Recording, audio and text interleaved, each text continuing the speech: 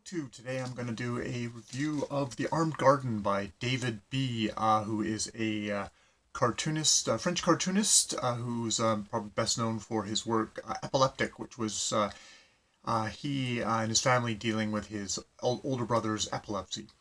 In this book, it's a collection of three stories, The Armed Garden being one of them, which are all about kind of historical legend, and they're very much taking the legend part of the story. In the first story, The Veiled Prophet, you have a cloth falling from the sky and sticking to this dyer's face, and him becoming a prophet, a leader of warriors, and kind of conquering great lands, all in the time of the 1001 Nights and stuff like that. The actual historical figure seems to have been a chemist who apparently had burned his face and had a veil in front of him. This book is this story is much more fantastical. It's definitely much more the legend, which definitely suits David B.'s style. All these lovely kind of the dark, thick inks and umbers, very kind of iconic, expressive works that are really good at kind of giving you the feel of the religious and mystical kind of fervor of the time. The other stories, the Armed Garden and The Drum Who Fell in Love, are kind of interconnected stories and are set in kind of medieval Europe.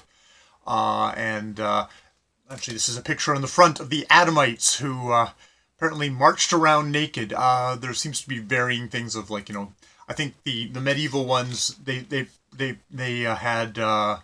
practiced both social and religious nudity. Though the book has them kind of marching into battling in war completely naked, and they're just always naked. And you kind of wonder, that's probably is that artistic license? I don't know. It's one of these things I would have to kind of dive in deeper than just kind of scanning through some Wikipedia articles before recording this, but it does make for just gorgeous pictures. Gorgeous pictures, crazy stories, just iconic. This is probably Eve and the Adamites making love to Eve, the great goddess, the great goddess, and also because actual historical record, the Adamites not loved very much by the Hussars. There's Jan Žižka, who is their great foe, who apparently, according to Wikipedia, was actually one of the best military leaders of his time, who really completely destroyed them. And so he, indeed, in this book, he completely destroys them. There's some more things of the Adamites just walking around. Does this get the explicit tag? Because I'm showing lots of nudity on the thing. It's all for artistic purposes, though. And I guess it's fair warning for what kind of book it is. Lots of sex and violence in this book, though done in a very fantastical kind of, very kind of the religious. This is kind of very much kind of the religious fervor, getting into that kind of a viewpoint of almost kind of like the world view of a kind of a medieval time. Oh, I realized. We'll have a little bit more light, though I'm probably going to get glare. But yeah, so really interesting book. Definitely, if there's a choice between printing the facts and printing the legend, let's print the legend. At least in this case, especially with an artist such as David B., who is very much more about kind of the dreamscapes, about the mystical vision.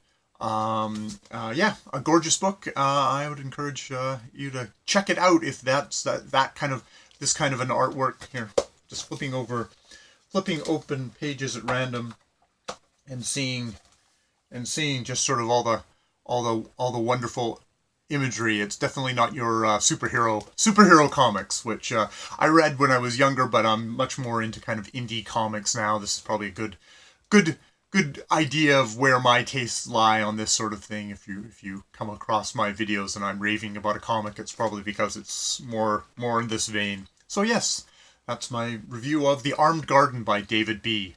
More videos later.